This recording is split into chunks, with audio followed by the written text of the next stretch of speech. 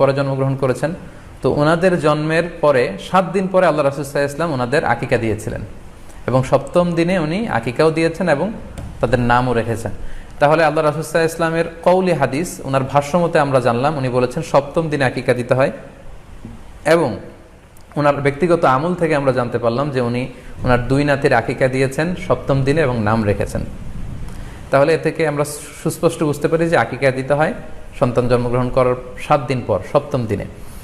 যদিও তবারানিতে আরেকটি হাদিস এসেছে যেখানে বলা হয়েছে যে আকিকা 7ম দিনেও দেয়া যায়, 14তম দিনে দেয়া যায়, 21তম দিনে দেয়া যায়। যদি 7ম দিনে কেউ দিতে না পারে কোনো কারণে তাহলে 14তম দিন, না পারলে 21তম দিন। তাহলে সুস্পষ্টভাবে উল্লেখ আছে যে আকিকার সময়সীমা 7ম দিনের কথা আমাদেরকে বলা হয়েছে। তো সেক্ষেত্রে আপনার সন্তান জন্মগ্রহণ করলে আপনি শুকরিয়া স্বরূপ আত্মীয় স্বজনকে খাওয়াবেন, আকিকার গোশত নিজেরাও খাবেন। তো এটা যদি আপনি কুরবানির জন্য রেখে দেন তাহলে তো সন্তান